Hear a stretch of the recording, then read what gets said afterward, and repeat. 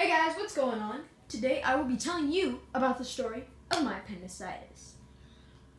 This happened back in November of 2019. Good year, but bad for this reason, my appendicitis. So, that's the story I'm going to be telling you guys today. Please like and subscribe, slap that bell for notifications, and let's just dive right in. Okay, November 1st from 3rd. November 1st is my birthday. It was Friday, and we were going to until Sunday up in Fairbanks. We went Friday night, so we had my party and everything at school, and we had my family party here, so everything was awesome in my birthday. 4 days later, I had my appendix removed, but I will tell you that story a little bit later in the video. So, we were at the Fairbanks tournament, and we went back Sunday night late. So, I was sleeping in because we got there at like 1, 2:30, like crazy late. And, well, for me anyways. So, got back, I woke up in the morning, and I felt a slight dull pain. I thought it was just a hunger pain. And so I went downstairs and I ate breakfast. Well, after that, the pain started to go up. It was about this, and then it came up and it started to go up, like straight up. And it was the most pain I have ever felt in my life. Like immense, like excruciating pain. I do not have words to describe the pain that I was in. If you ever have appendicitis or had appendicitis, you know what I'm talking about. It is the worst pain of my life. It was the worst pain of my life. So, my dad was like, luckily my dad wasn't one of those people that I always see on the YouTube videos. It's like, I had appendicitis, and my dad decided to wait 2 hours so my appendix would burst. No, that's not my dad. So my dad was like, 5 minutes later, I was watching TV, and I was squirming all around on the floor. I could not get in a comfortable position. I thought he was just going to throw something up. My dad was like, yeah, you're definitely staying home from school.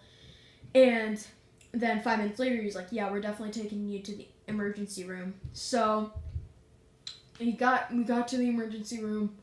I came in. I could barely walk. It was hard. It was hurting to breathe.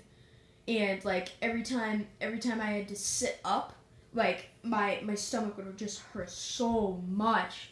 And got there, signed in. They took my blood pressure and all that. And I sat down, and I just started like squirming, and I was in the fetal position like this in one of those little chairs, and I was like this. Oh. So that was eventful. So I got called back because I was one of the first because I was in immense pain at that moment. So they took me back. They gave me an IV right here, and they put some super painkiller, which is awesome because I didn't feel it anymore. But they did make me a little nauseous, so I did think I was going to throw up, but as they kind of got into my system, they wore off, and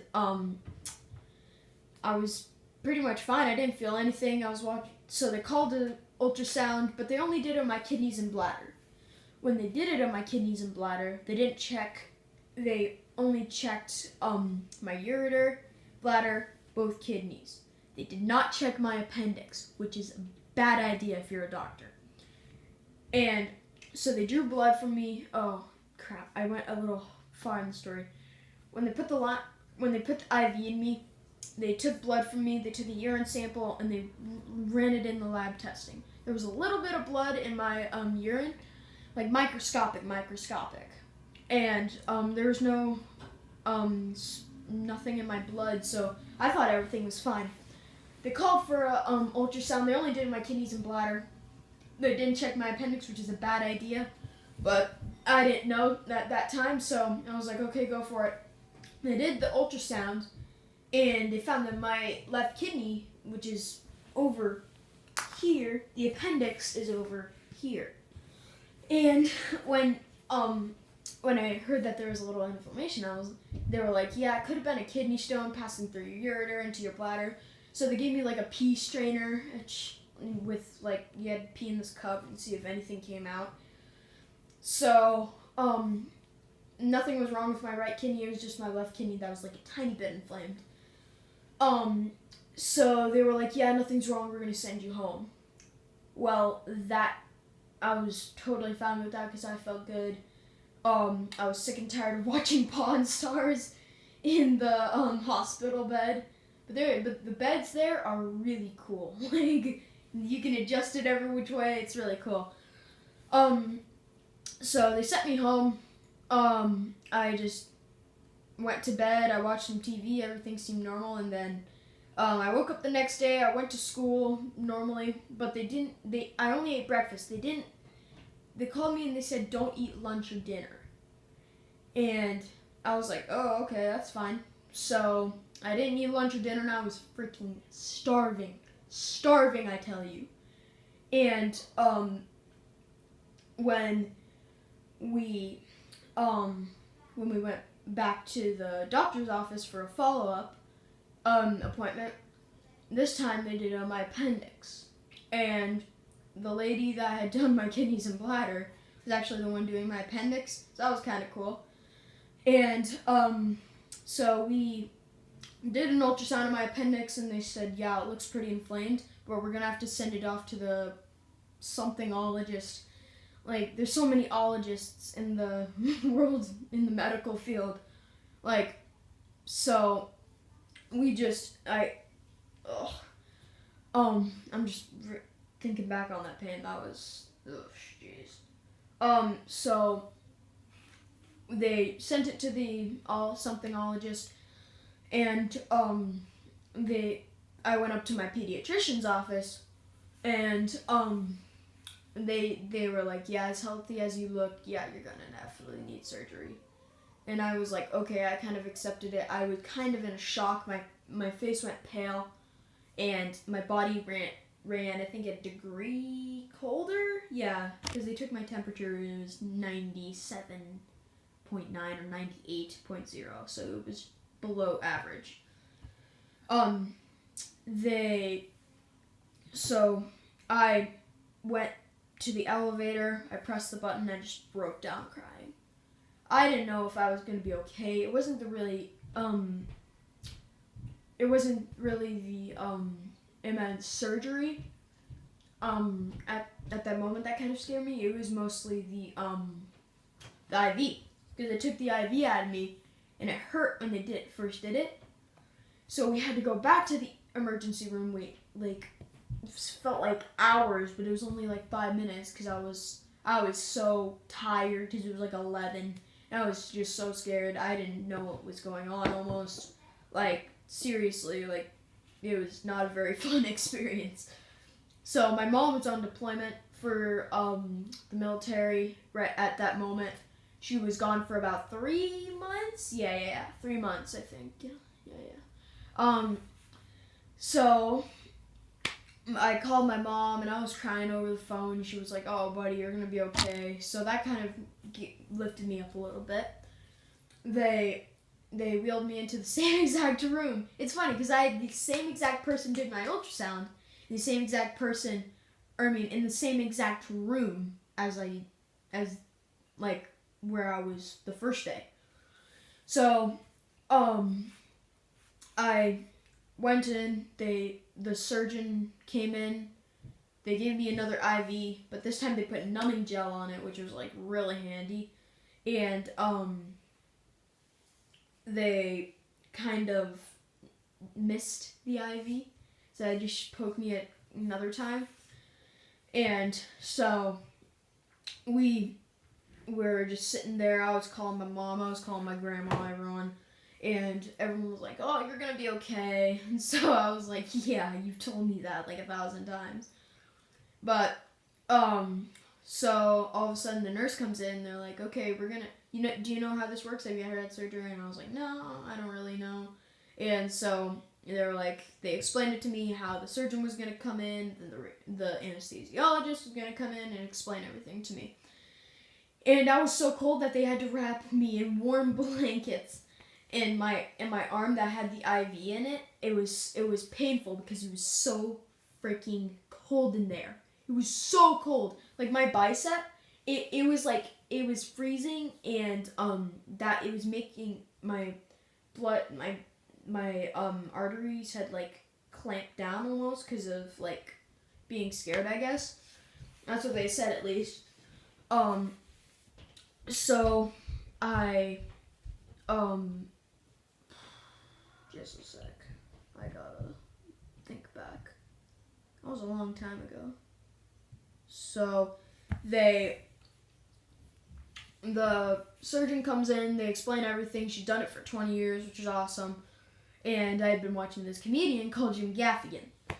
If any of you know who Jim Gaffigan is, he's pretty funny. He has this one skit about his appendix removal in Alaska, and that surgeon shared an office with the person that removed his appendix. So I thought that was kind of cool, and I was like, yes, I'm going to be just like my favorite comedian. My dad had his appendix out too, but he was in a rundown hospital in Nevada at the time. The surgeon came in, explained everything. The anesthesiologist, which was one of my friends, his dad from school, his dad was my anesthesiologist. So that was kind of cool. So I waited a couple minutes, and Dad was like, "You're gonna be okay." And I was like, "Everyone's told me that." So they were like, "Okay, it's time for surgery," but I had to wait another hour because I had a Milky Way from like a full-size Milky Way from Halloween, because this was early November. This is November 4th, and it was like late. So I was super hungry, so my dad would split it. He still owes me a Twix. So we split it, and I ate it, so we had to wait another hour. But that was fine. My appendix was getting ready to burst though, so they kind of rushed it. But